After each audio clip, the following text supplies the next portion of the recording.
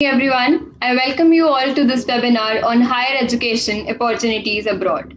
Today we have a panel of three specialists, Mr. Nikhil Jain, Mr. Shubham, and Mr. Mayank Sharma. Mr. Nikhil Jain is an alumnus of 2016 batch of mining engineering. He is the co-founder and CEO at Foreign Admits, a platform which provides trusted and transparent guidance cum mentorship to students aspiring to study abroad. He is also an alumnus of IIT Bombay and Monash University in Australia.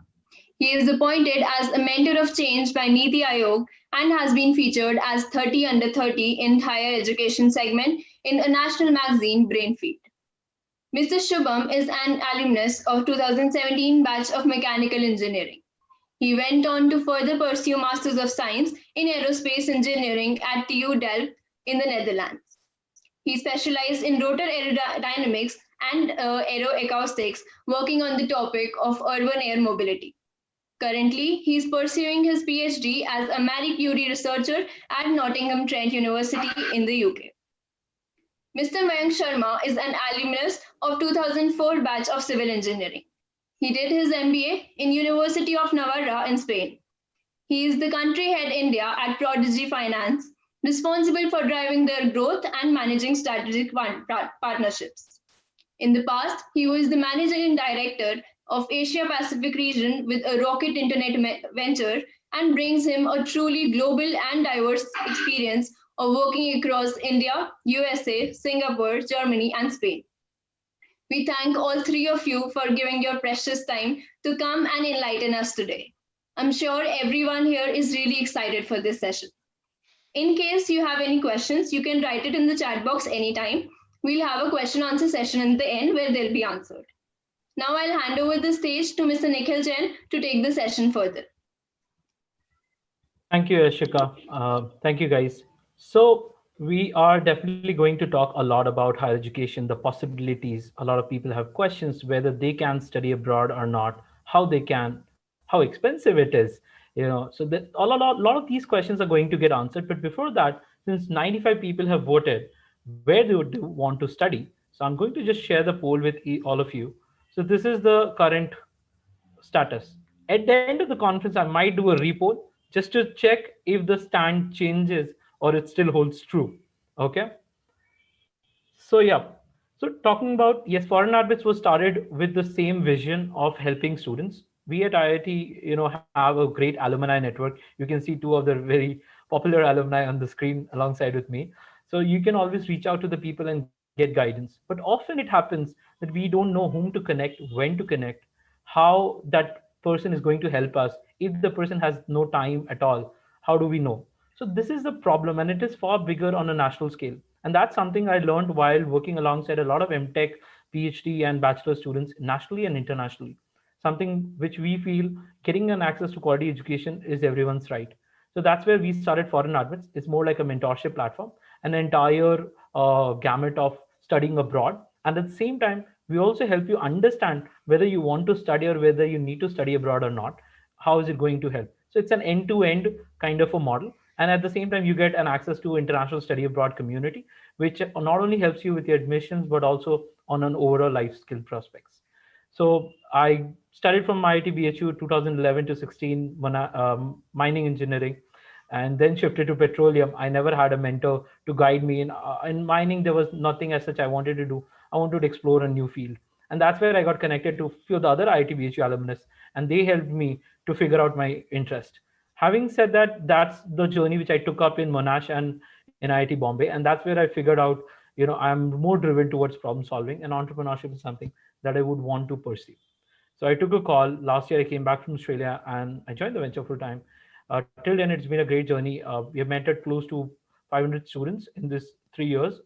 And then we have the platform hosted more than 20,000 students as of now. But yes, the journey has just begun, and I look forward to help more and more students from the alma mater and also from all over India. So over to Mayank.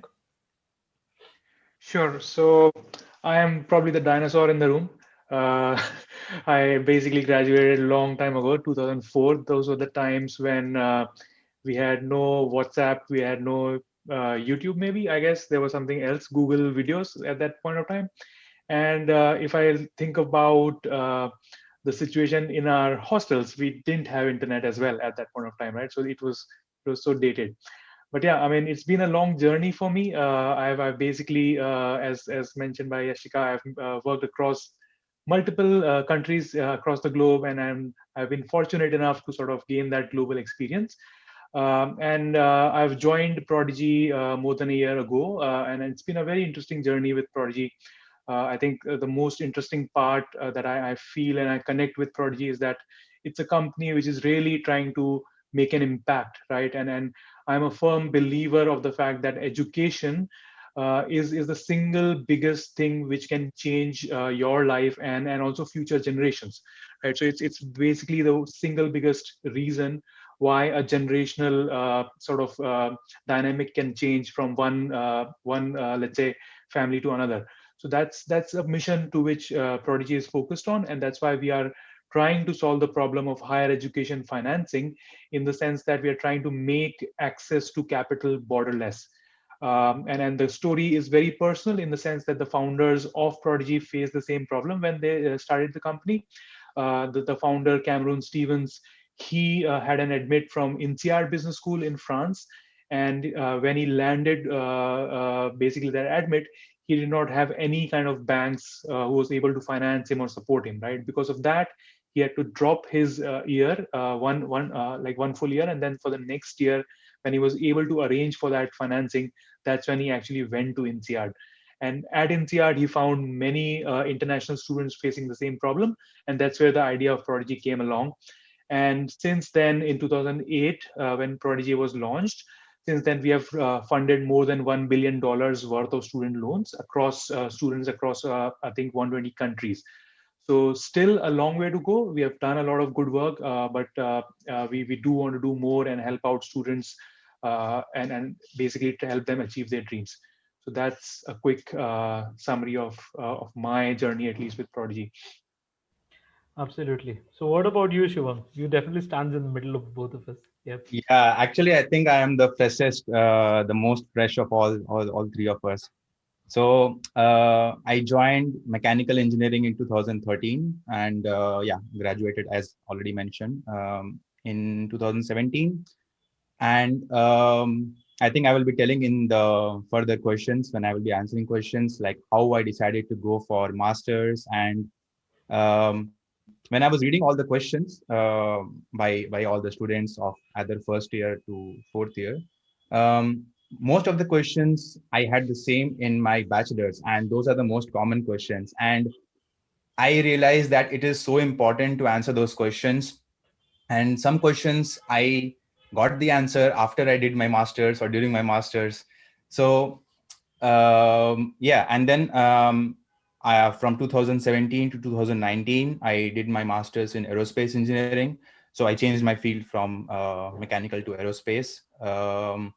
And then after my master's, there was a choice between going for a job and a PhD. And I was open for PhD. I was applying for both jobs and PhD, mostly in the Europe, because I wanted to explore more, especially in the Europe and the UK. And then yeah, I got a job. I got a PhD, and it was in my specialization in masters. So in my masters, I was working on the topic of urban air mobility, in to be specific, in aerodynamics and aeroacoustics. So my topic is towards core engineering. I think I'm the only person who is into totally into core research area. So yes, that's my current situation right now. I am situated in Nottingham, UK, which is in the center of the UK. So yeah. Interesting. So let's come to one of the essential points, and I think Ria joined lately to have a basic Q&A, correct? Or should I take the session? Okay. So one essential question. So I'm going to take these 12 questions that we have figured out for the session, and I believe all of you, Janta, would definitely be acknowledging one of those questions that you have asked. What are the prerequisites that one should focus, towards their applications, when they're applying for studying abroad? What are the things that they need to have in their armory, if they are going for their masters or PhD? What are the parameters that a student from your first year to the fifth year, now we have 5 years also, so what are the things that they need to have? If both of you can probably touch up upon certain pointers which helps them to get a good college. Okay, I'll go first. So I think the first and the easy part is basically the score, right? Getting the GRE score and preparation for that test and everything. And I would say that's really the easy part, right? Because that's something you can really start 3-4 months in advance, book the test, give the test, and it's sort of done, right? The other parts are the more difficult parts, I would say. And the other parts, I mean, basically is really understanding what's the kind of university that you want to go, and what's the course that you want to like specialize on, right? I mean, I come from civil engineering background, but I didn't really do much in that. But like even thinking of civil engineering as an example, we had the option to go for transportation or structural engineering or hydraulics or this or that, right? So as you are studying through third year and fourth year, as you sort of get a better sense of what are the topics, what are the courses that you really like, you have to really define for yourself what is the area where you want to do your masters on, right? So that's the first aspect. And then once you have that nailed down, you need to also understand, okay, which are the universities that you sort of want to attend those courses on. And before you go to the universities, you also have to think about the location, right? So whether it's US, Europe, or something else, right? So, and when you think of these locations, you have to also think of factors like immigration, right? Do you want to really settle down in that country? Do you want to come back to the country, to India? All of these factors are difficult because these are all questions which range from, let's say, 5 years to maybe 7 years time horizon. And these are difficult, right? There are so many variables out there, and it's just impossible to sort of get an answer to them. But I think the thing that you have to keep in mind is it's not to worry. It should not bother you. It should not pressurize you in whatever way. The best way to figure these out is just by talking to people, right? So you have to find your alumni network. You have to find people in the colleges that you're interested in. You have to connect with them via LinkedIn. You have to speak to them and do that networking, right? It's extremely important that you do that networking, really understand what is the, let's say, job prospect out of that course. Do you prefer going to a city like New York, or do you want to be in a city which is much smaller in a suburb, right? There are so many factors that come to play, and the best way to get those answers is by talking to people, right? If you do the research, I mean, that's obviously a good starting point, but then you'll get lost because you'll read one article which says something, then there's another article which says something else, right? So better to do it is by talking to people, and that's really the way to go. And the interesting thing is it takes a lot of time, right? So you have to be at it. You have to sort of run it as a project. It's really something that has to be organized properly. You have to be having a database of people that you connect with and all of that, right? So it's a very long process, but you have the time, right? You have your entire third year, you have your fourth year, so you have a lot of time at your hands to actually do that. Interesting. Yeah, I think I can share some more points apart from what Mayank mentioned. So I totally agree with Mayank actually that the most important part is to be clear on what you want to do, where you want to study. And there are definitely, like, I will say maybe 10, 20 factors, even more factors. And sometimes I see that students get confused. Even when I was in my third year or fourth year of my bachelor's, I used to get a lot of I used to get confused in a lot of cases. I must say that most of my doubts were cleared by talking to people in the sense my alumni, my seniors who are either in India or abroad. So that is the first thing, or let's say that's the first prerequisite to applying for masters or MBA or any higher education, or even not applying. The second thing is obviously those points such as uh, as Mayank mentioned, you have GRE and TOEFL scores. Then comes your own personal points such as your CV. So you have to make your CV, you have to make your statement of purpose, which is the, I will say, the most important part of the overall master's application, because statement of purpose is I can say it's equivalent to an interview in a job, because with a statement of purpose, you are speaking to the admission officer or to whoever who is deciding whether you can come to the university or not.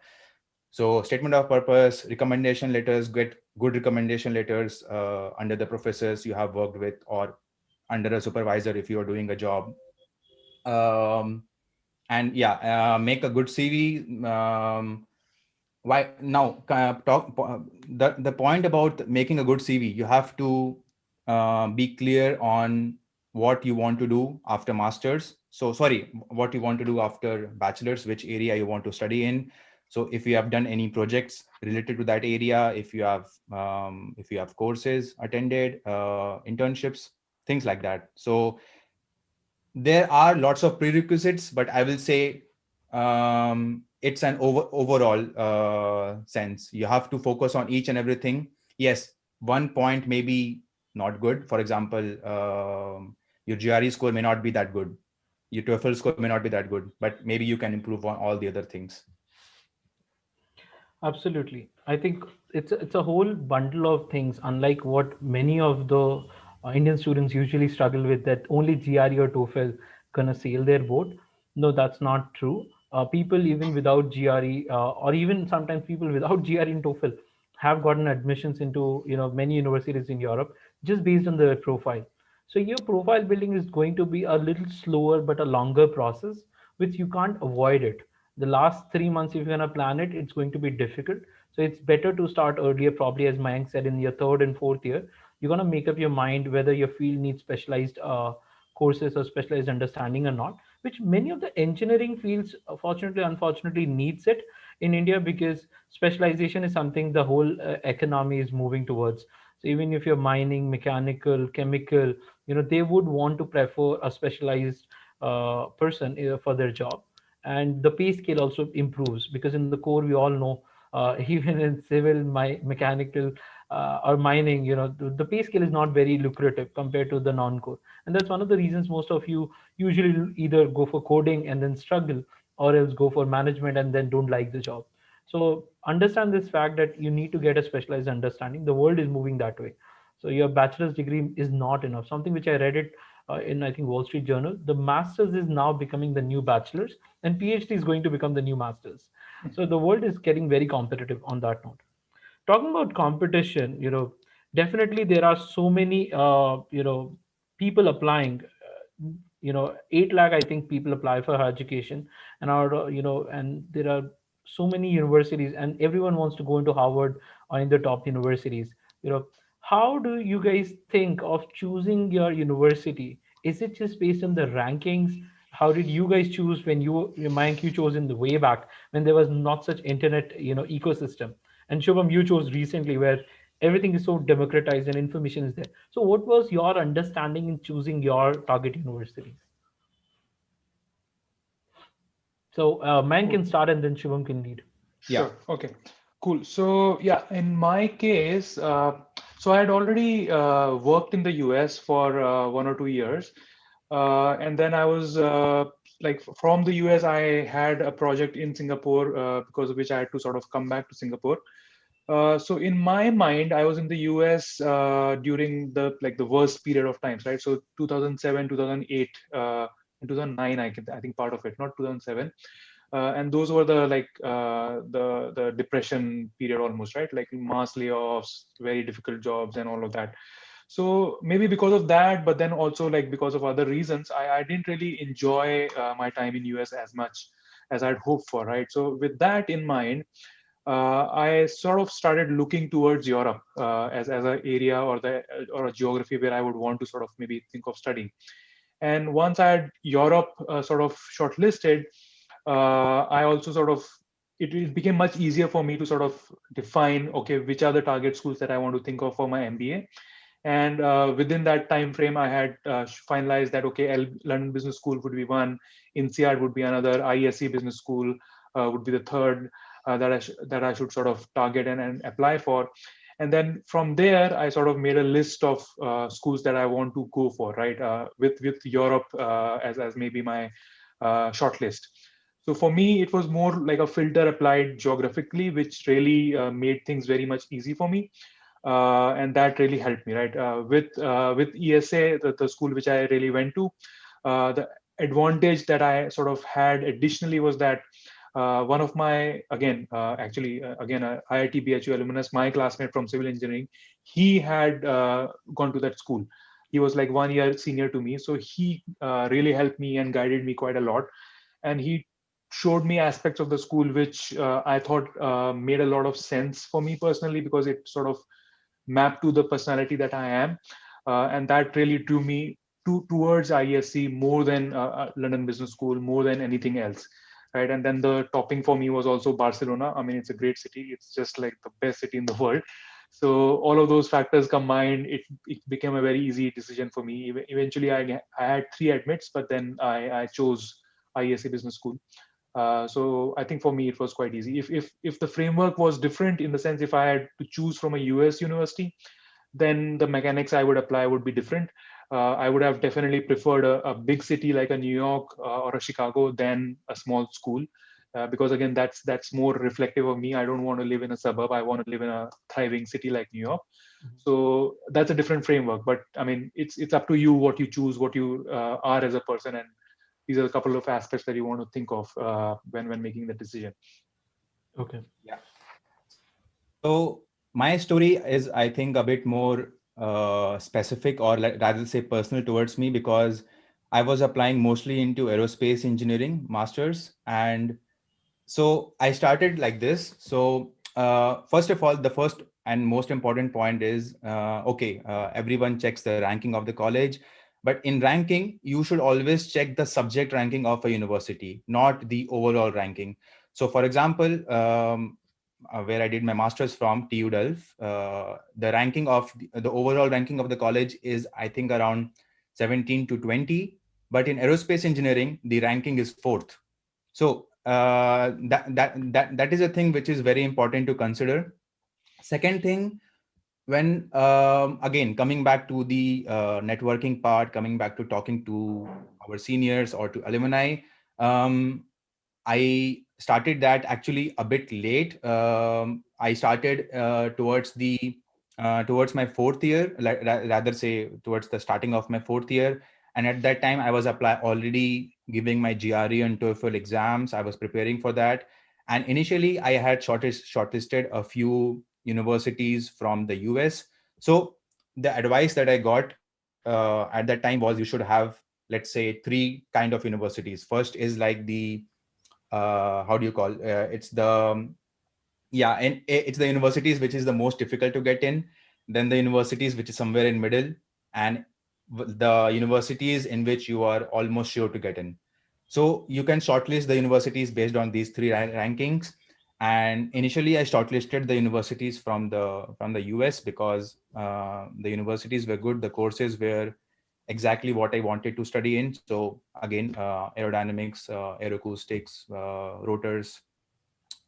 Then there was one thing which I realized during my application period, is that, because I was also thinking about jobs, because my aim after masters, or even after my PhD right now, was not to go towards academics, but it was to go towards industry, aerospace industry, or let's say wind turbine, wind energy industry.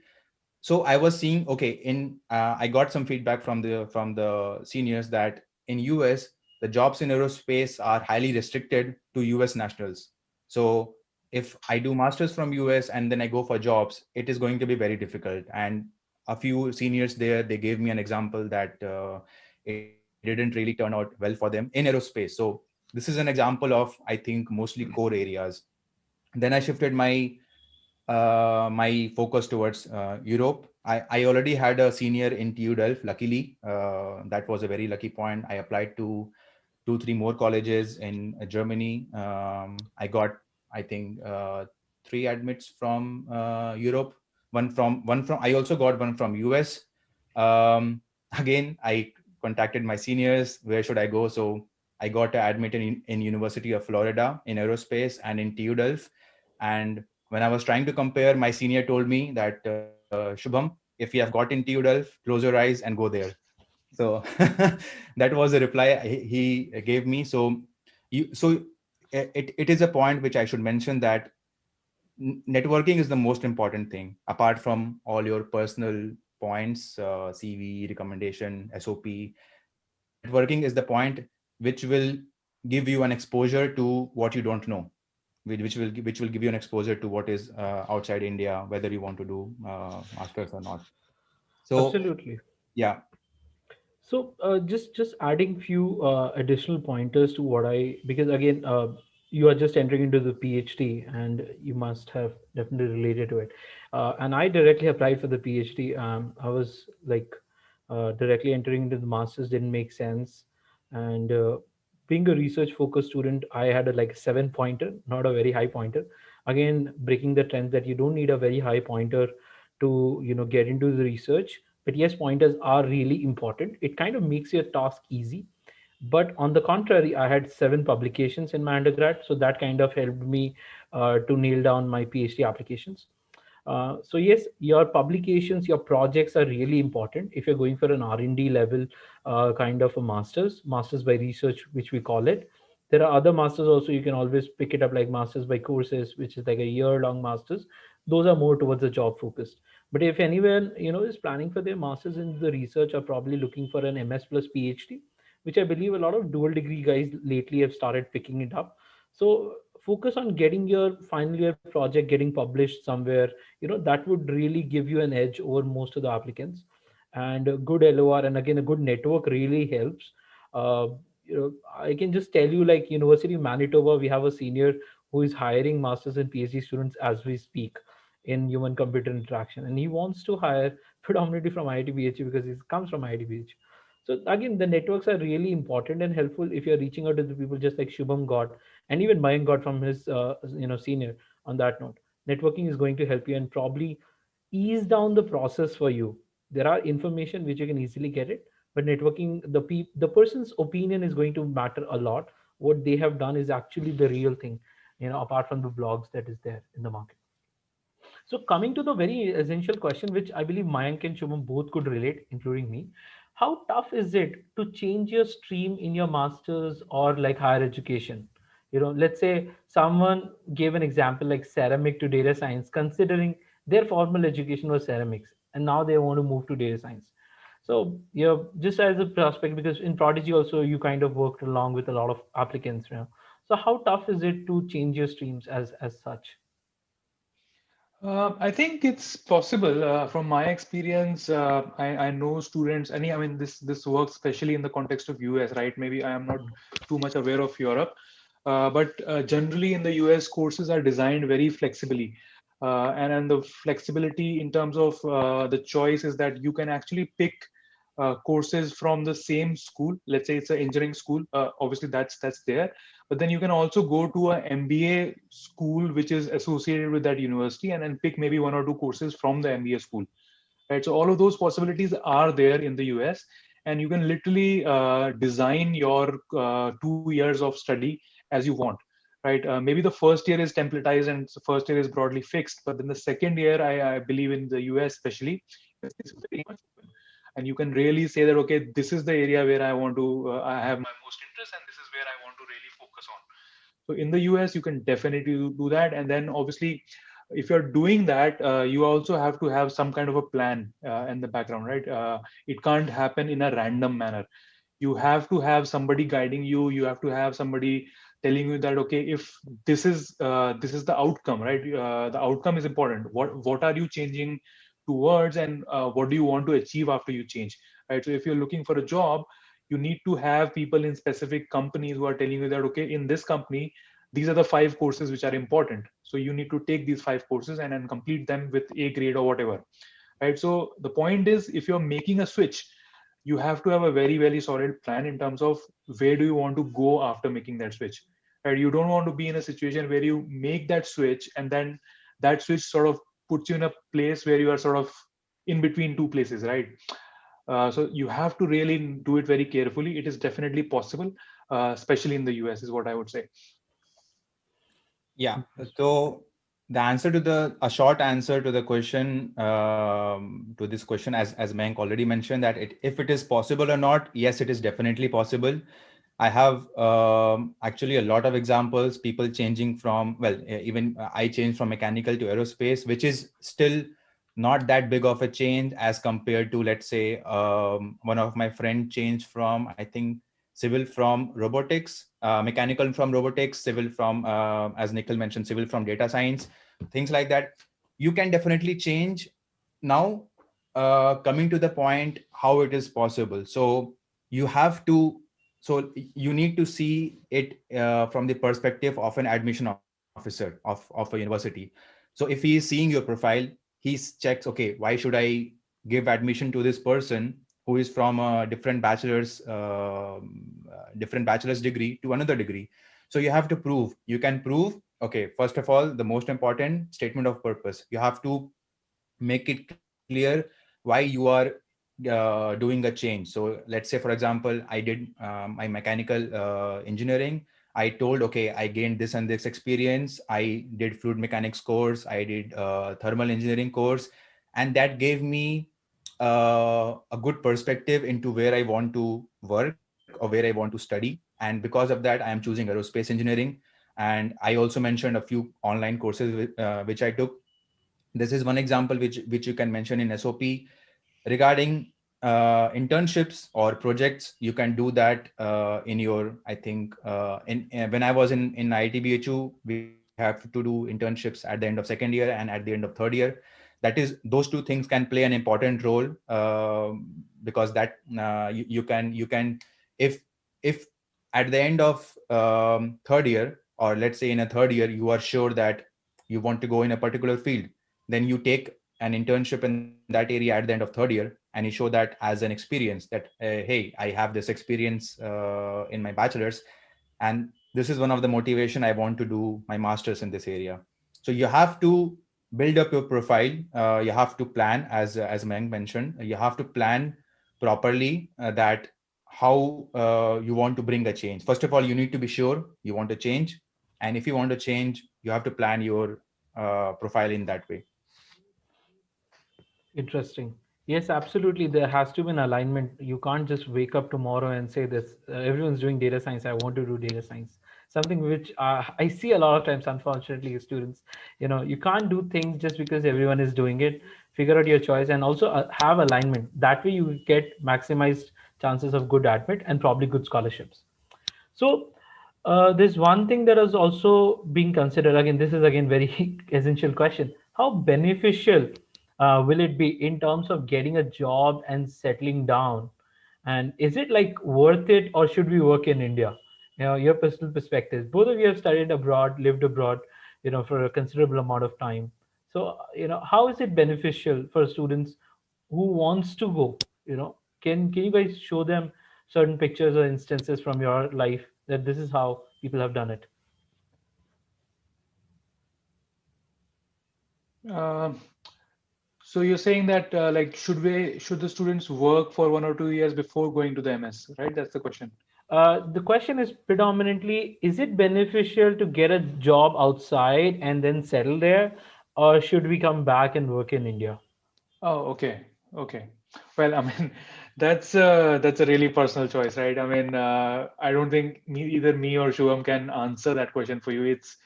It's a process, right? You go there, you study. There are a lot of people from my class from IIT who have never come back, right?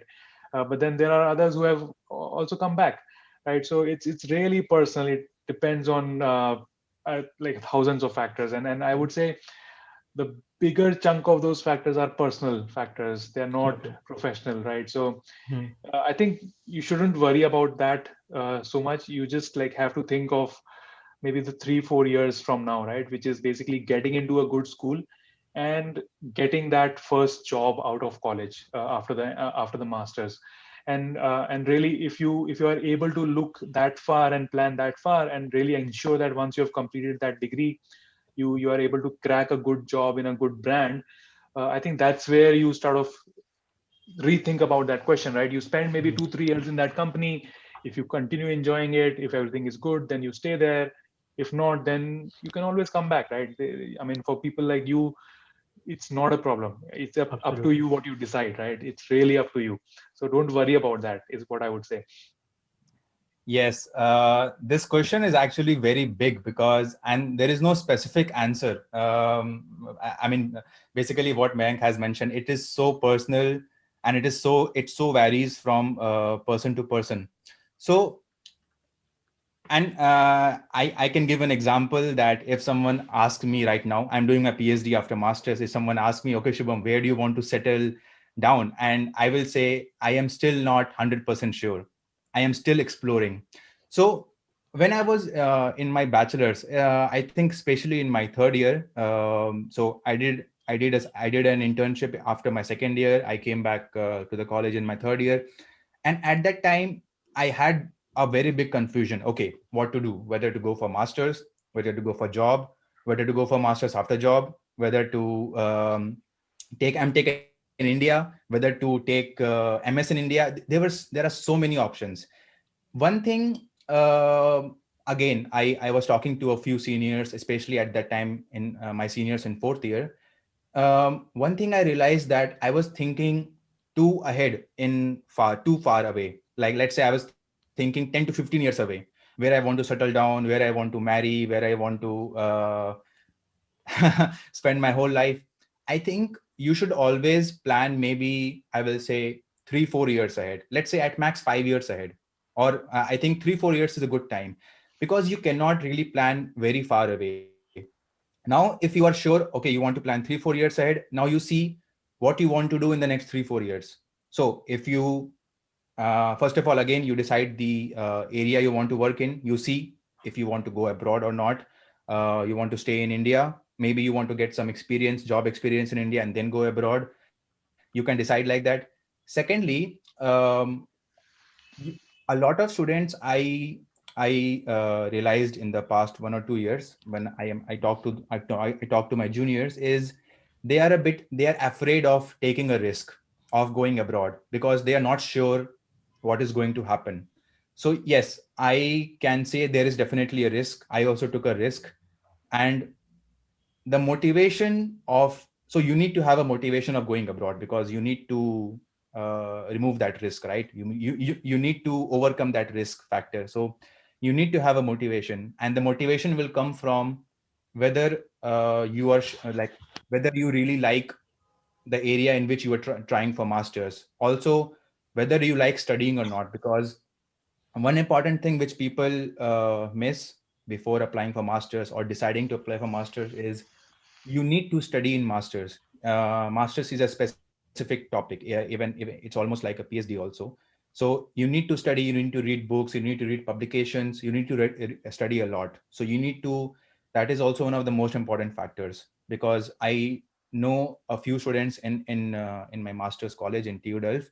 They faced a hard time going through the research process, going through a specialized courses.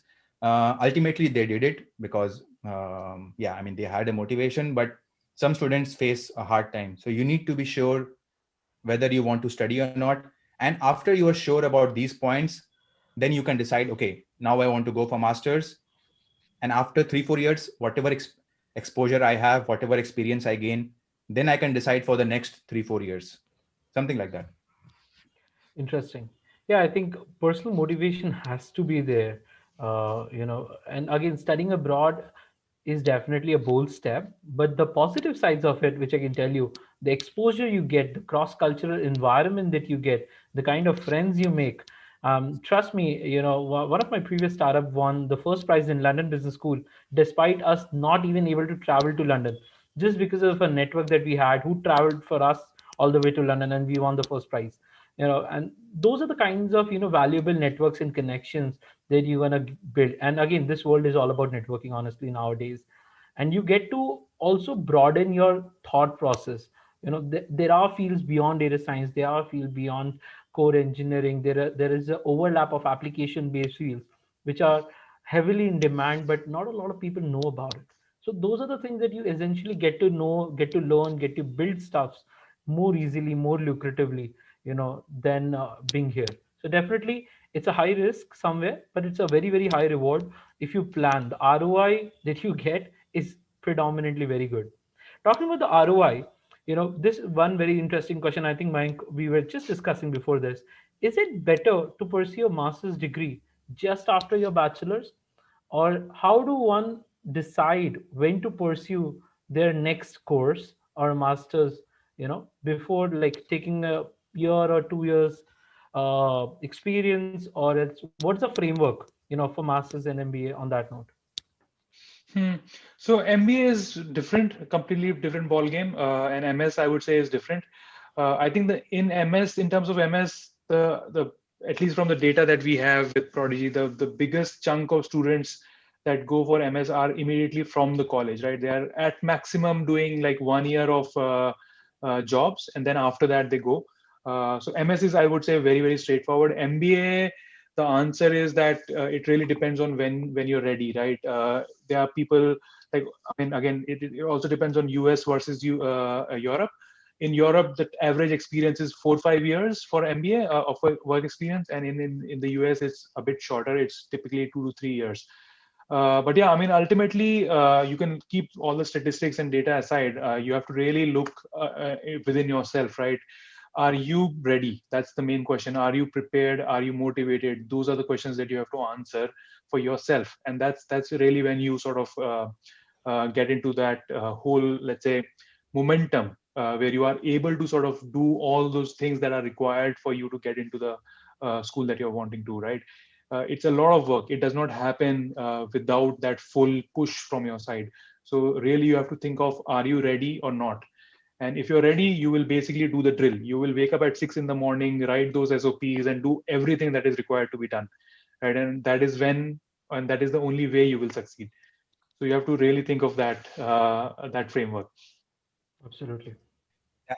In my masters, I can give an example of that. So amongst all the Indians I knew, half of them had some job experience, like maybe 1 or 2 years. I think most of them had 2 years job experience, and half of them were like me. They came just out of bachelor's and they did their masters. So you can do both. There is no right or wrong way. Obviously it's a personal choice. So for some students, they are not clear that whether they want to go for masters or not. So they want to try jobs in the industry in India. Some students, they are clear. Okay, I don't want to do jobs right now in India for lots of reasons. I wanted to go for masters. And for example, the way I found out was, okay, the most important factor that played a role in my case was internship. So both of my internships were luckily in the aerospace area, in both in the IISc Bangalore, and that gave me a good exposure. Okay, what will be, because internships are a mix of both research and R&D jobs, like both practical and research jobs. So it gave me a good exposure. Okay, what will be the job which I will be looking forward after my bachelor's or in the future. Then Mhm. I was talking to a few seniors, both abroad in India. I realized that at that time there were not many jobs in India. There are jobs, but probably that jobs will require more masters and PhD. Even in India, I think there were a few in DRDO, even I think ISRO. Then I realized, okay, I probably need masters, because, and I wanted to personally specialize. I wanted to study more, and that's how I decided. Okay, I don't want to do job right now. I want to study more. And as Nikhil, you mentioned previously, the factors of multicultural, cross-cultural, the exposure. It is, I can say, it is just amazing. The personal development that you have while studying abroad, and not only in 1 year, 2 years, in whatever whatever years you study, it is just amazing. You develop a different version of yourself. You just your mind just expands. And so that is also one thing. So you need to be clear, what is your ultimate goal. Okay, not the goal after 10, 15 years, but the goal after 3, 4, or 5 years, and that's how you can decide. Absolutely. I think a couple of pointers which I can add probably from the heavy engineering side. Jobs in mining, mechanical, if you're going for a really good jobs, they do need specialization. something which I just spoke before. And a lot of people are not ready to take a 20,000 or 25,000 basic jobs which are on a graduate trainee level, so you need to always think on your perspectives also. So at that point of time, it's good to get a little bit more specialized understanding, a little bit more hands-on and practical exposure to the things. And internship, as Shubham said, plays a very, very key role. I personally remember doing 3 internships in petroleum and hydraulic fracturing, which kind of made me understand that this is the industry I want to get in, and this industry needs more knowledge. Definitely at a very basic preliminary level, industry will not take me in. So I need to develop exposure and expertise. Something which I also saw when I went to ONGC, just like a training thing. And that's where I got to understand, you want to be, even at a bachelor's level, you might get admitted as a fitter or a mechanic in that heavy industry. So that's something you don't want to get it, right? That's your personal motivation. So I said, no, let me get back, let me have more understanding of it. And that's where you're going to decide your masters. For MBA, which I see a lot of people, there are different understanding around it, difference of opinions here. Okay. If you're considering the Indian MBAs, a lot of people go as a fresher because that's a kind trend. And Indian MBAs are designed on that note also. I'm only talking about the IIMs right now, not any other colleges as of now. Whereas if you're looking at abroad MBA, it's more like a batch contribution that we talk about. You kind of learn a lot from your peers, and you would struggle if you don't have that kind of exposure and you're sitting in the bunch of people with like 30, 35 years old. Again, age is not the factor, but the kind of exposure that you get in that amount of time is the bigger factor. So if you're going for an MBA, it's good to probably have a little bit of work understand the industry, and probably learn that what you don't know now you can probably go for that. And that's one of the things. There are much specialized courses also. Don't just be paranoid about MBA. There are much specialized courses in masters that you can always look up to, even in management fields, wherein you can have a better ROI in the career. So one topic which a lot of students usually ask is ROI. Okay. So there's one very tough comparison, and I feel this is one of the toughest questions in this entire session is going to be. Okay. And again, it's a candid conversation, so I want to put it out loud. Will there be same skill sets learned by a master student by working in a company for 2 to 3 years versus, sorry, by bachelor student working in a company for 2 to 3 years versus a master student who goes abroad and then come back, or work in the same company on that note? So how is that experience versus academic learning, pans out? Any thoughts on that? So I can answer the MBA part of it because I've basically seen it firsthand. So see, what MBA does is two things, right? A couple of things I would say. So first and foremost is like the acceleration, right? So you could basically, I can say that if you're in a corporate job, you can move from level A to level B without an MBA, and it might take you like 5 years, kind of a thing, right?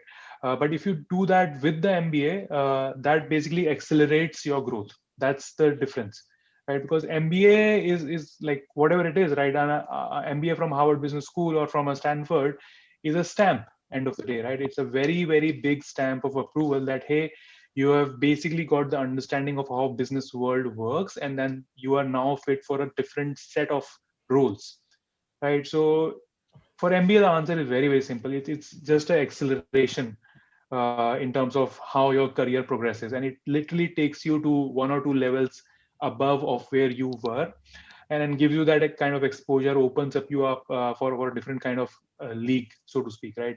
And for me personally, I think that was the biggest motivator for actually deciding to go for an MBA, because I used to sort of look for jobs, and when I would always look for jobs, I would basically always see that, okay, the kind of job that I'm trying to do always has the requirement saying MBA required or MBA preferred, right? So I was always like struggling to sort of find something which was interesting for me, which did not need an MBA, right? So for me, it was like, okay, then it becomes clear that, okay, this is the degree I need to obtain.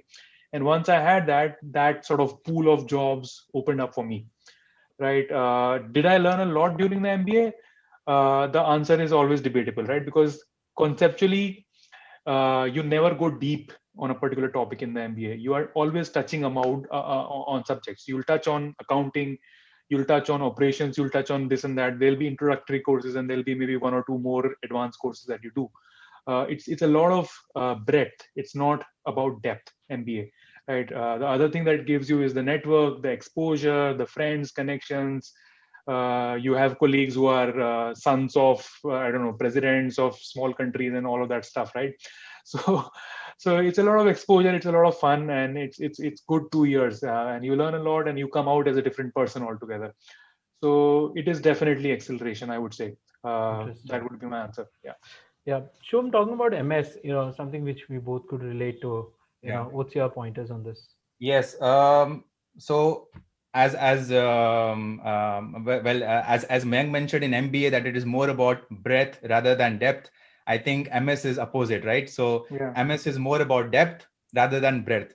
So you focus on a particular area, you focus on a particular specialization. So let's see it like this. In bachelor's, in 4 years, you are touching upon all the subjects. You touch upon, let's say in mechanical, you touch upon fluids, structures, even electronics and electrical, you touch upon management, everything.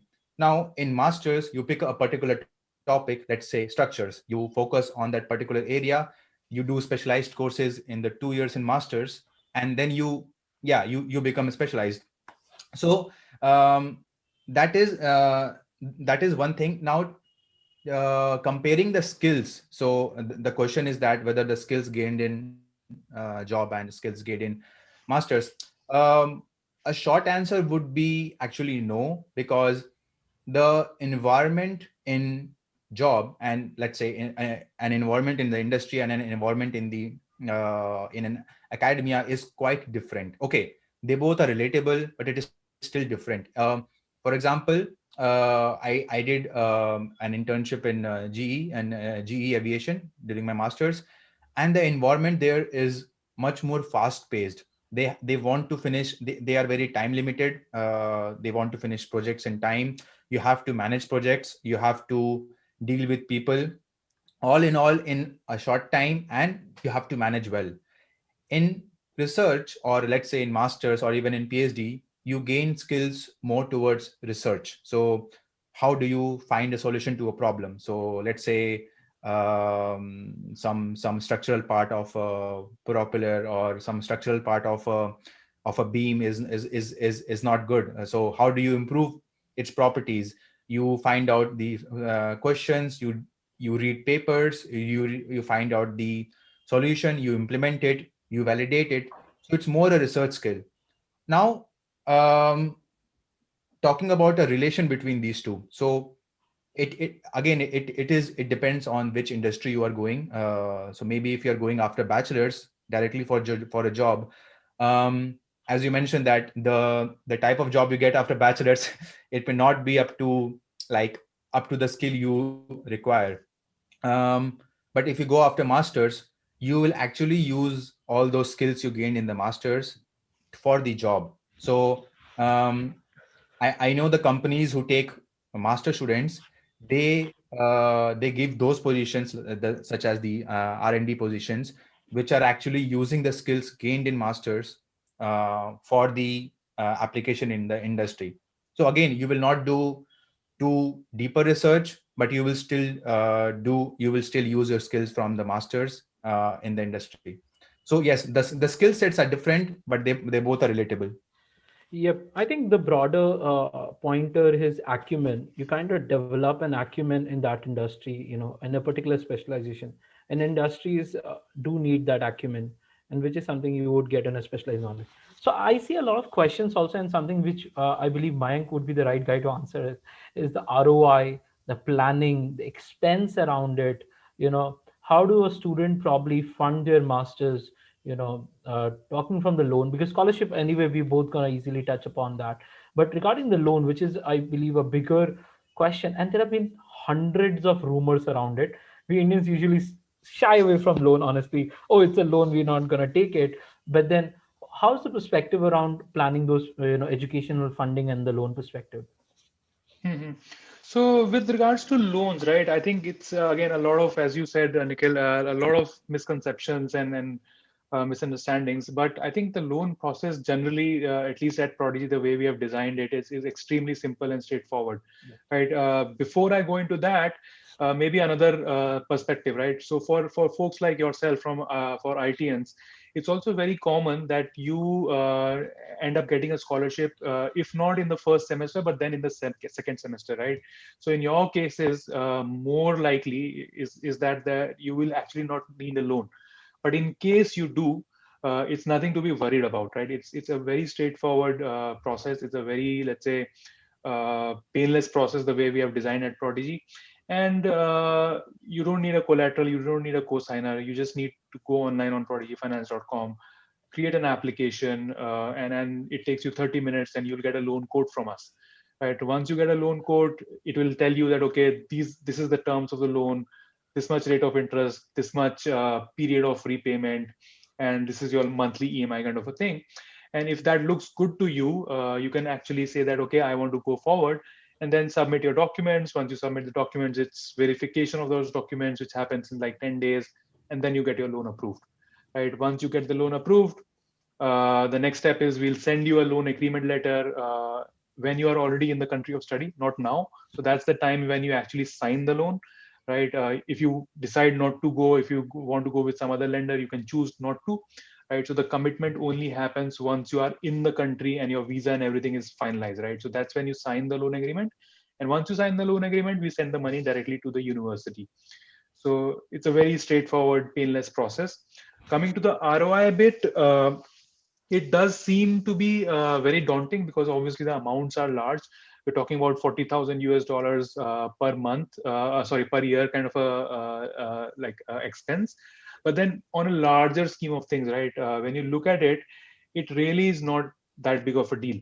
Once you graduate from your master's program, the salary you will draw, you will be very comfortably able to repay your loan on a monthly basis, right? And the reason and the way we calculate at Prodigy the loan amount that we give you is based on a future income potential, right? So basically, we have data from all the schools that we work with, and they have given us data at a course level for the last 10, 15, whatever years, right? And based on that, we have very concrete evidence of that, okay, if a person goes to university ABC course XYZ, this is the probability of them obtaining a salary which is within this band, right? Which could be, I don't know, 70,000 to 80,000 US dollars. They would also tell us that, okay, typically students who are graduating from this university, they end up studying in New York or Chicago or whatever, right? And based on that, they will also tell you that, okay, this is the income level that we sort of expect, right? And based on that, we know your city roughly, we know your income level. Based on that, we can very easily calculate the expenses, right? And based on those expenses, we can say that, okay, this is the amount that you can comfortably pay, kind of a thing, right? So that's the thinking that we have when sort of giving you a loan. We don't want to give you a loan which is a burden for you and you cannot repay, and then it becomes a debt on us, right? So that's how we think about it. So we have really designed it to be simple. The ROI is good for you personally because, I mean, it's hard to calculate because there are a lot of intangible things that you get out of the study abroad experience. So you can't really do it on a monetary basis altogether. But if you look at the holistic package, I mean, the ROI is amazing, right? You will realize it yourself maybe 3-4 years down the line that the ROI has been really, really good. Interesting. Yeah. Maybe I can add a few points, like from my personal examples, not about how taking loan, but from as an example for a motivation. So most of the students in my amongst all of my batchmates in masters, they took loan, and it has been almost 1 year or 1.5 years. Like we all graduated, and almost all of us have a job, and it is as Mayank mentioned, it is pretty easy to repay back the loan. It is not at all difficult. So I have seen, especially in my bachelor's, I was talking to a few friends of my mechanical or of other branches, and I still talk to a few of my juniors.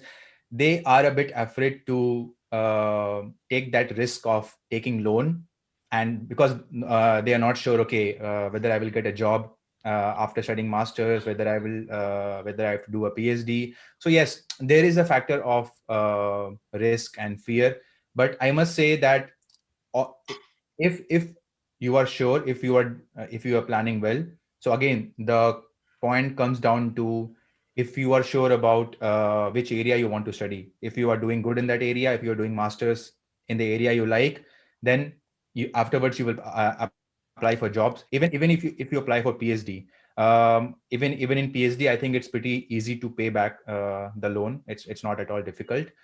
So, and when you get a job, you can easily repay back. So I would I would definitely remove that fear that some students have that in mind. Absolutely. Just adding to because a lot of our students, comes from tier two colleges, and you guys are from the tier one colleges. Trust me. First of all, I think there is a thing that your interest rates are pretty low with, company. I'm again not promoting here Prodigy, but yes, your interest rates are pretty low with Prodigy and all. And with the banking side, I understand you guys have been talking loans and banks. Banks has a little bit more complicated structure, and government banks has a little bit, slowness in the process. So trust me, most of the students who I've spoken to, they have secured loans from the banks if they knew someone in the bank or their parents have worked in the bank. Else, it's become more like a hassle to secure a bank loan, and collaterals are very difficult. We usually avoid taking collaterals because we don't know, where we can get a job or not. On that note, you can easily take up, NBFC lenders, like Prodigy and other companies, which would help you to probably secure a better loan. And yes, you have Mayank there. If anything goes wrong, you can probably write to him, and his team probably can take care of it. But yes, even my co-founder took a loan from Prodigy. I'm a live testimony, and he's repaid back in 9 months. Honestly, in a civil construction management graduate, so civil engineering from IIT Bombay, and then construction management from Purdue University in US. Within 9 to 10 months, he could easily pay off his loans. So if you are focusing on the bigger picture, not saving those $1,000 or $2,000 in a year, but focusing on getting your academics right, getting a good job, the pay scales in US start from as low as like 60, 70,000 to 140,000 also. Imagine, and you're taking a loan of 40, $50,000 on that note. So it would be easily paid off. So you have to do those mathematics. Probably if any of your tech guys are really good, you can work with us. We're building certain tools on that. But yes, you can do those mathematics and figure out the ROI aspects. The broader ROI is something that you need to pick it up, that if you're picking a course which is non-STEM, the jobs might be a little low, but again, there are jobs on that note also. You have to choose those countries and all those things, right? And talking about PhD, a lot of people have asked about PhD. Usually, I've heard PhDs are usually funded. Some of the PhDs may not be funded if you are going for MS plus PhD. So probably first year you might have to take care of your own. You can easily take up a loan, and then the next year onwards it's kind of a funded. A lot of your seniors have gone that way, honestly. So I think loan perspective, the broader understanding is, don't be afraid. It's not going to, kill you or do anything harm on that. Loan is just to give you a pathway to go abroad in a better way.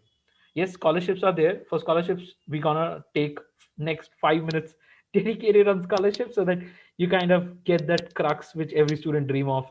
And scholarships are again not very difficult to get, honestly, if you plan and apply and do all the things in time. It's just a byproduct of a good application process. Understand that. Okay. So we have few very personal questions to this particular Janta here. How big an IITian proved to be advantageous in your higher education and your career? Hmm. That's a good one, actually. I think it did help. It did definitely help. That whole like the philosophy of, oh, you were one amongst the millions who sort of applied and got through it. That creates a good aura.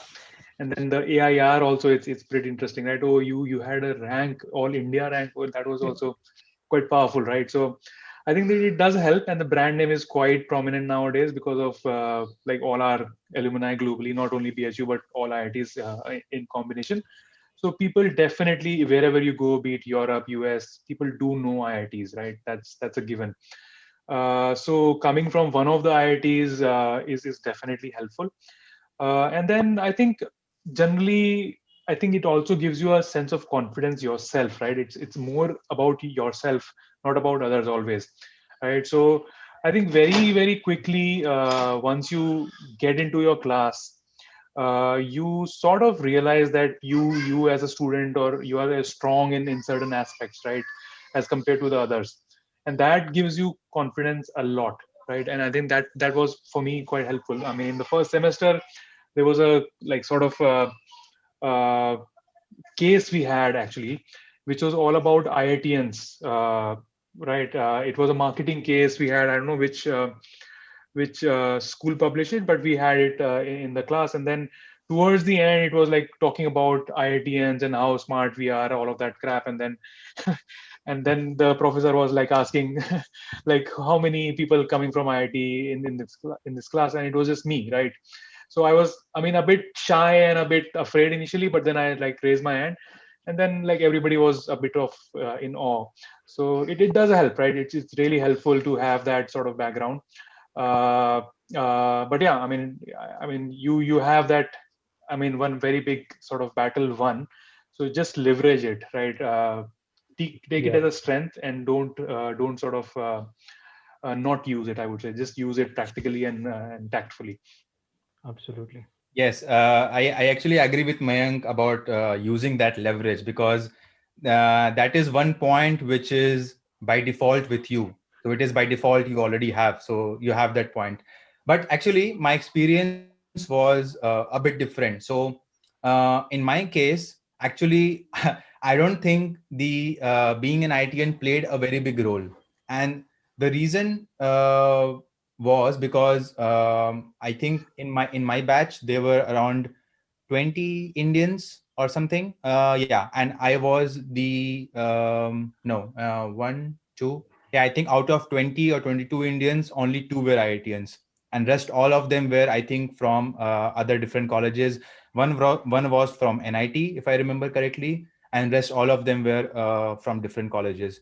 So again, okay, being an ITN is definitely an advantage, but I think it depends on college to college also, that which colleges is focusing on what aspect of your profile. And I think it also depends on MBA versus MS, if I'm not wrong. uh, if if I want to generalize about countries, or let's say in general about Europe versus US, I think in US the focus is a bit more on, let's say, CGPA and also publications, because I had this experience with Georgia Tech and also Cornell University. So they both rejected me, but then I requested them again. I sent them like an email to like to consider me again, but then they replied me why they rejected me, and that was basically on my CGPA. They needed, I think, 9 or something, and I had around 8.7. In Europe, I think the focus is on overall profiles. And since I have been living in Europe from, I think, past 3 years, I can say that they have a very different kind of environment in their society. They have a research. The research culture is is very driven into the society. So they focused on overall aspect. They focus on, okay, they definitely focus on CGPA. They focus on your projects you did, how well you did in that, if you have publications, how good you have written your SOP. Even co-curricular activities is very important. And I know a few examples from my masters that even the GRE score was very low. So my GRE score was, I think, 318, but I know a student whose GRE score was even less than 310, 300, less than 308, and he still got into the same course as me. So if a point is not good in your profile, you can focus on the other points also. So I think this is the main difference between maybe between US and Europe. Um, yeah. Okay. So taking the last two main pointers, now it's more about the college days. We've talked about, higher education. We have talked about what we can do in masters, how masters can help them. But now let's get back to the basics here. How students can make use of their time in the college days to build their profile. You know, what are the things that they need to do? Like a steps. If you can give certain checklists, that will be amazing, but at least these are the things that you should be doing as a student to build your profile, and then you can easily get a master's or a PhD. Okay, so I'll try to start with that. So I think from my perspective, I think first thing that the students need to figure out very early, right? Maybe in the first or the second year, is that whether do they have the research mindset, or do they have a business mindset, right? I think that's very critical to understand, because as we have discussed, so MS is all about depth, right? And business MBA is more about breadth and covering wider topics. So I think that clarity needs to be very important. So I mean, for me personally, I was able to figure it out because I had, like, obviously in civil engineering we had so many labs and experiments and all that stuff, right? And I was least interested in any of those stuff, right? I was like, तुम लोग कर लो यार, मैं मुझसे नहीं होता, kind of a thing. And I would let all my, like, group people do it, and I was just like sit in the corner doing nothing. So I hated that, like, practical aspects of that stuff. I did well on the theory. I did get good grades and all, because I was good at theory, but I was not good at practical. So somehow I didn't connect with that whole aspect in general, right? So, and because of that, I sort of gradually started realizing that maybe research and higher, like, studies in specializing in civil engineering is not for me, right? And with that, the next decision, so that clearly sort of steered me towards the business and MBA kind of direction. And then the next question was like, okay, do you want to do MBA in India from IIMs, or do you want to do it from abroad, right? So that's the second decision you need to make if you are in the MBA direction, right? And to that also, I think that the model that we just discussed briefly, I think the IIM model to me is quite flawed, honestly, right? If you get into an IIM without any experience, right, fresh from the college, you have no experience, right? You have no working experience of corporates. You don't understand how businesses works. You don't understand what is accounting. You don't understand what is marketing. How do they play together? So for me, that concept was very flawed, right? I mean, I didn't understand that while I was in IIT. I just heard it from a lot of my seniors, and I thought they were like nuts, because IIMs were the coolest thing at that point of time. But like later on, I realized that what they were saying makes sense. So you do need a lot of experience, at least 2 to 3 years of working experience, to actually understand and appreciate the MBA course, right? So for me, that decision was sort of a coaching or a mentorship I got from my seniors, which led me to decide, okay, IIMs and CAT is not for me.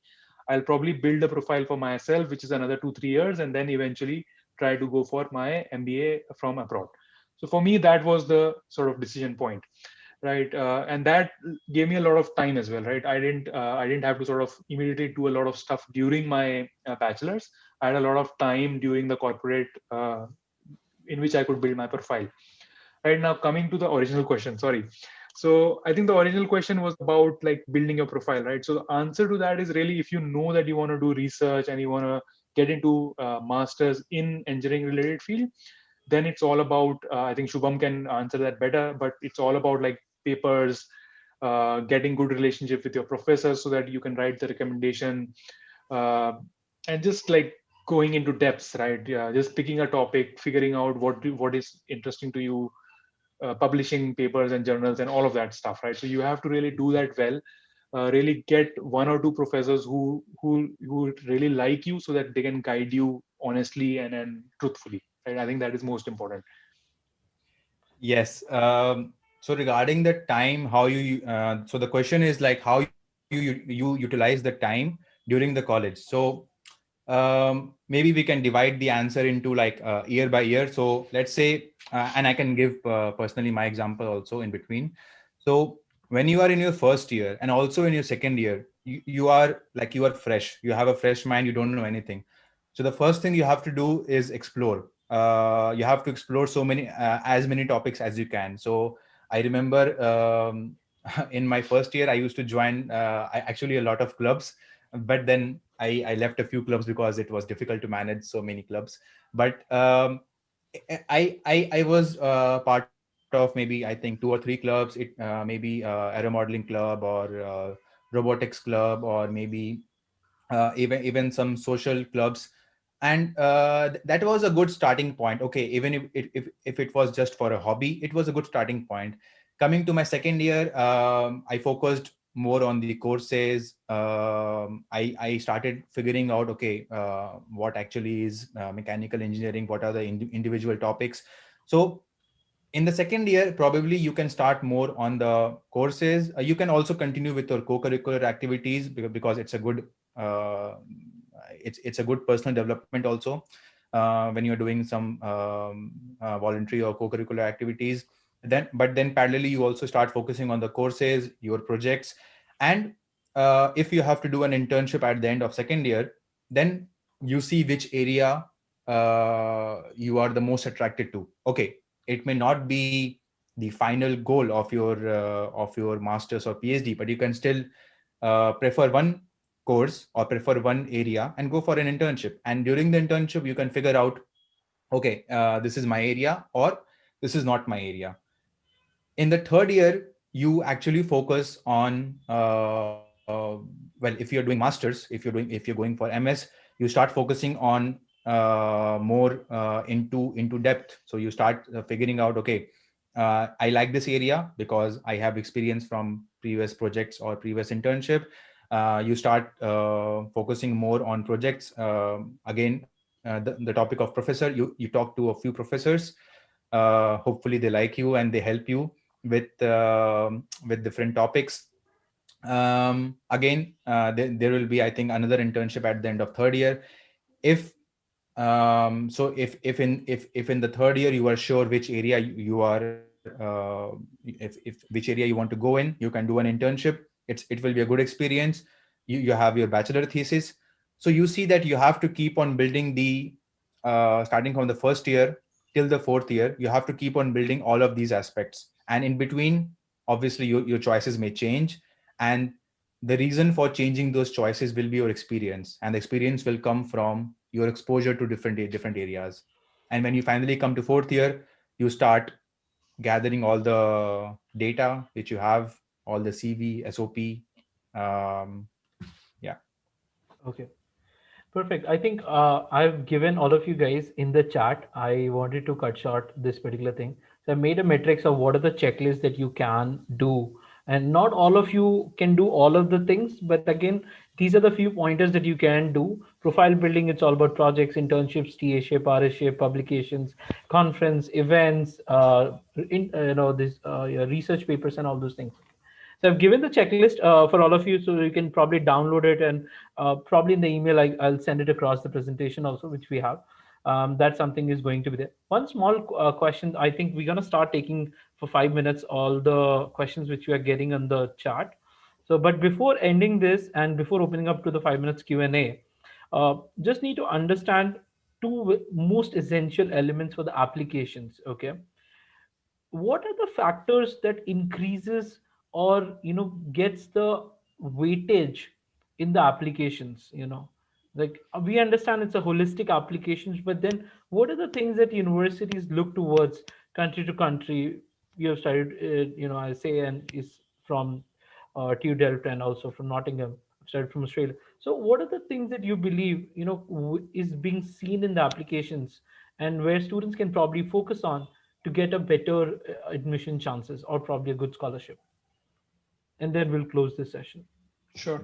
So very quickly, I think again from an MBA perspective, I think from that point of view, every school has their own characteristics, right? And that's what as an applicant you need to understand, right? In the case of IESC Business School, which is definitely like one of the top 10 ranked by FT and all of that, the core focus is around ethics in business, right? They are an institution which are focused around building leaders who are ethical, right? So if you sort of are able to sort of build your profile, your scholarship, sorry, your essays and everything which connect with that theme, I think that is extremely important, right? If you on the other hand look at London Business School, for them it is all about I think they value diversity, the international characteristic a lot, right?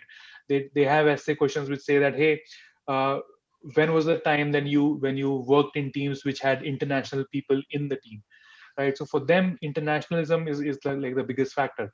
So for every school, these are those 3 or 4 traits that you have to really pick up and identify. And in your story, you have to really make sure that you are addressing those traits, and in an honest manner, right? It should not be a fake kind of a made up thing. It has to be honest, and that's where you will connect with the school, and the school will connect with you. Yes, Interesting. I actually agree with Mayank. Every school has its own way of filtering out the applicants.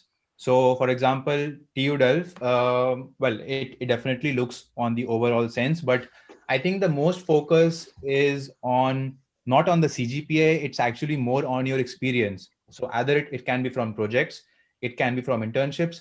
So see, they see it like this. Okay, you want to study civil engineering masters.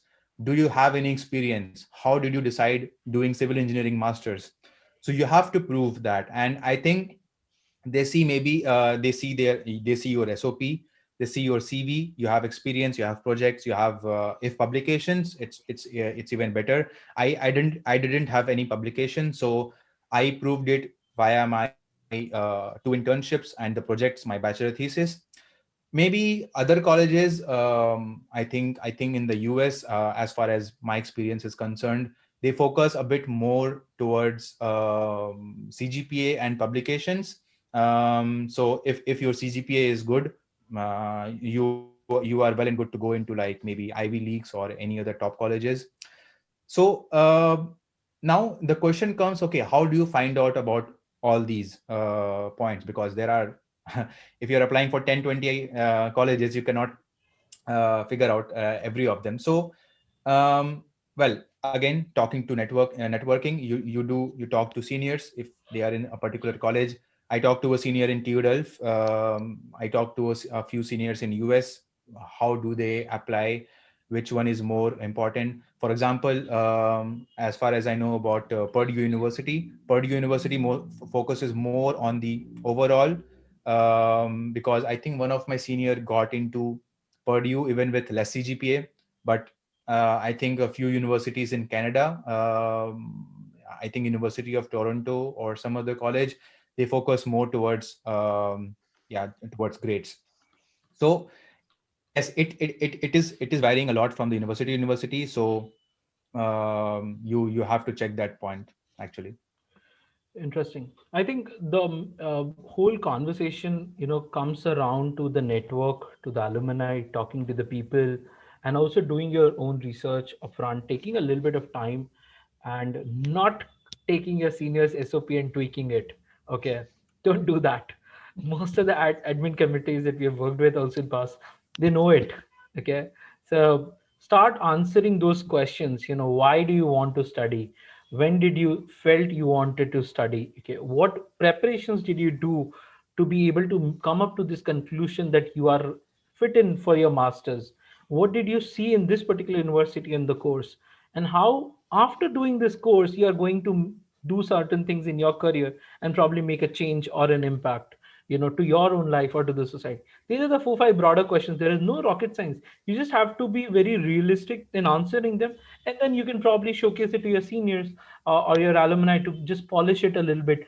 There are two ways of answering a question, right? I want to do an MBA. The answer could be I want to be rich and make more money. The other answer is I want to excel in my career, do more impactful stuff. That means I'm going up the ladder and I would be earning money. So there are different ways of representing a particular answer. Okay, you can be candid to your seniors, but never to the admissions committee. But then again, be original, be authentic, and people will love to help you. So yeah, now coming to, I think, few of the questions. I think the first question, I'm just taking from the last, as Shubham mentioned that he was rejected by Georgia Tech and Cornell due to CGPA. Do most top universities require a 9 CG, or can internship and projects supplement them? Um, I think most of the colleges, like if you talk about top colleges, I think they require 9 CGPA. Maybe some can even do with 8.5, or sometimes require even 9.5.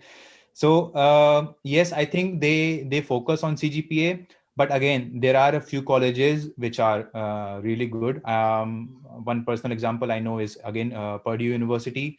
Their focus is not only on CGPA, but they focus also on the projects, internships.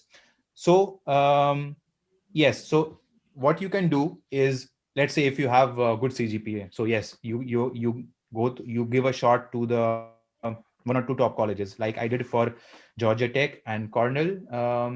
I also applied to Texas A&M. If your CGPA is not that good, let's say, because my CGPA was not that high, it was around 8.6, 8.7, if I remember. So it was not as high as 9 or 9.5. Then yes, the only option you have is you do as good projects as you can, internships.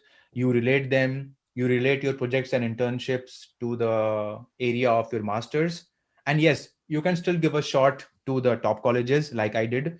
um, Maybe you get accepted, maybe you get rejected, you don't know. But as I mentioned some time ago, that you need to take, maybe you can apply to a few colleges where you are almost sure that you will get in, or maybe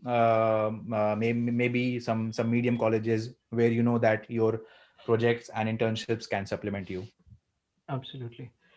There's one question which I believe Mayank would be the right way to answer is, uh, will there be an advantage for jobs in India if we do MS abroad and then probably come back to India? Hmm. Um, Uh, that's a tough one, actually. I mean, really depends on your field and all of that, right? So, I mean, I know folks from civil engineering who are my classmates, and if they have remained in civil after their MS, they tend to stay in the US. I can think of like one example who basically, I mean, he basically was a five pointer in my class, and then he went to, I think, Arizona State, if I'm not wrong. And then he went on to become a faculty member within the same university. And after like probably serving as a faculty for a couple of years, he's now working with one of the top internet companies. So he's basically switched from academia to corporate. But I've spoken to him multiple times, and he told me that, like, from a perspective of coming back to India, he didn't find anything relevant, right? So if you maybe specialize into something, it's probably difficult, because then the pay grade and all of that stuff becomes difficult. If you want to do it early in your career, maybe immediately after the course, then yes. But like once you spend like 5 7 years, it is difficult, definitely. But there are, again, exceptions are always there. It's always a personal choice. You might have very compelling personal reasons to come back, and then you will come back, right? Absolutely. I think industry specific choices needs to be there because certain industries are way more developed abroad than India. So you need to probably take a call on that. And India is definitely growing in many of the sectors. So if you are in, let's say, fintech or any of the tech oriented companies, there is a high demand on that. A lot of you might be seeing product management is a very hot field in India, and a lot of companies just hunt for you know today also. If you guys are into product management, if you are good, I'm having like 10 to 20 opportunities right away there. So the point is, it depends on what kind of field you are in and what is the country is going to offer you. So yes, now let's get to something interesting. As I told you, we're gonna see the change of stand, we're gonna see the change of opinion. I have some bunch of set of polls aligned, so stay tuned. I'm going to start polling one by one. All of you are gonna get 30 seconds for each poll. Trust me, there are 7 to 8 polls just to get an opinion of what do you guys think. So I'm launching the first poll again. Yeah. So, what is your study abroad destination now after you have heard all the speakers, you have discussed a few things, some of you have also gotten the doubts cleared. I understand not a lot of doubts have been cleared yet, but whatever your questions are, my team is working extensively hard from past 1 week. As long you have started filling up those form, we are building a blog on those questions. So we are going to publish on Foreign Admits blog site all those questions with all the research-based answers. And yes, as Mike said, Shubham said, you can always speak to the mentors. You can always LinkedIn them out. If you're not able to find them, probably reach out to Foreign Admits on the platform. We try to onboard those speakers for you.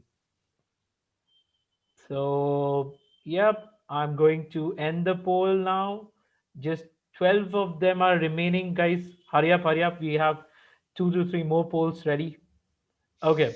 So 70 out of 82 have polled, 71, 72. Okay, quick, quick, quick. Yep, I'm going to end the poll now. Okay, so this is the poll results. So, okay, US still there, but UK and Europe has increased, which is good. Probably I need to bring another mentor from Canada next time. But yes, this is good. Let me now share with you another question. We definitely discussed about finance and the loan. So what's your opinion now after you heard Mayank, Shubham, and me about finance and loan? So let's quickly poll. We have 83 people right now. Okay. Mm-hmm. Mm-hmm. Wow. 73% wants to take a loan. Okay. Yeah, absolutely. It could be a smart choice. Mhm. Loan plus scholarship. Yes, that's a wise combo. You can probably take up a loan and probably work hard a little bit and get a scholarship. Because in countries like Canada and Germany, which I know, there's a GIC, there is a blocked account. Those are the upfront expenses that you might need to have. So definitely for those reasons, loans are definitely there. Okay, 68, 69, 70. Okay, quick. 75 touching, I'm going to close it. I'm not going to wait for 85. Okay, 73, just two more remaining, guys. Okay, 73, should we close it? 5 seconds more. Okay, closing it. So this is the results. Do we have here 8% still think it's damn expensive? Probably I need to educate you there. My job. And loans can easily help. Yes, definitely it can. Loan plus scholarship. We are the items. Kind of expected that answer. Okay. So the last two polls which I have for you is very special. Is to understand now with the specializations being talked about. Let's understand what are the specializations you have and when are you planning. So which course you want to pursue? MS stands for Masters in Science, MBA Masters in Business Administration, MIF is Masters in Finance, MIM or MSc is Masters in Management or MSc in Management, MSBA stands for Masters in Business Analytics, MEM stands for Masters in Engineering and Management, MIS stands for Masters in Information Systems, PG diploma is postgraduate diploma, which is again one of the very popular course in Canada. If you're a working professional and directly getting into a job, this could be one of the best courses to pick it up. Okay. So we're seeing a lot of first year rights, second year rights, I believe. Okay. Yep. Cool. Mm-hmm. 60, 66. Just going to wait for 70. Yep. 66 people. Four more, guys. We'll kind of publish it for all of you to have an understanding of what you guys think. Based on that, probably more events could be scheduled in future. Okay, I'm going to end at 68. Okay, so this is the results. If you guys have seen it, just showing it across MS, PhD, MBA. There's a good bunch of, yes, do explore MIF, MIM, MSBA. These are very interesting fields. A lot of you don't know probably about it. So that's something you guys have to work around. And the final poll, it's a little bit about us. So, and again, do you guys need a free TOEFL voucher? We again, just to give you a pre-context, Foreign Admits has officially being the ETS TOEFL national partner. We are getting hundreds of TOEFL vouchers. So any of you can probably take a benefit of it. So just poll upon this, and we are good to go. Okay, we are also launching, yes, our career cells all across India. If you want to probably get a exposure or internships around that, you can probably put that. And we have also launched India's largest private study abroad scholarship, which kind of funds somewhere around $500 to $5,000 per student if they're going abroad. And at least 700 universities have supported us in that kind of scholarship. So Google it, Foreign Admits Dreamback Scholarship. You're going to get to know all of the details. We already sent 6 students with this scholarship. Yeah, happily they're in Canada and other countries. So yeah. And people who are voting for the TOEFL, we might gonna email you about the TOEFL dates that you're booking it. If you're booking anywhere in the next 3 months, you can easily get a $10 voucher from the SIC team. I'm just going to give them a connect so that they can probably circulate the information. So yeah, 62 people are hosted. Okay, cool. Okay, I would request all the speakers probably to share their LinkedIn if it's possible. I believe a lot of people want to connect to you, all of you guys on LinkedIn, or else let me try and find out. You can't find me on LinkedIn, honestly. I made it a little bit harder for people to track me on LinkedIn. Sorry, I should not have done that. But yeah, I'll just share it out my LinkedIn. You can probably connect to me. Okay. So guys, 38 people, 25 people have opted for TOEFL vouchers. All of the 25 people will get it. Just email us and I would Definitely. Yes, Nikhil J. That's my name. So you can always find Mayank. I'm just trying to find him out. uh, okay. Uh-huh. Oh, yeah. Do you find it? I'm just about to. Okay. Yes. Ria has already done the job. Thanks. Okay, Thanks, Ria. got it.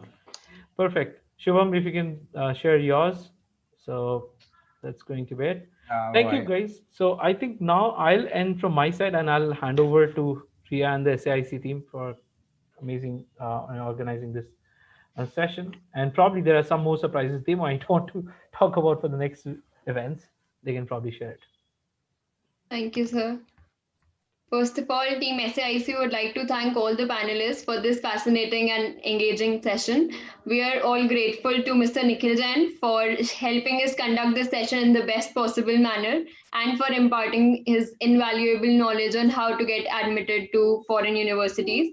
A sincere thanks to Mr. Mayank Sharma for enlightening us about the financial aspects of studying abroad and relieving us of a huge burden. We are also heartily thankful to Mr. Shubham for sharing his journey with us. This has given us guidance and a vision as to what lies ahead. We shall be mailing a feedback form to everyone. Please fill in any questions that may not have been answered. We shall get back to you as soon as possible. Thank you for being such a lovely audience. We hope it was helpful for you guys. Thank you. Thank you.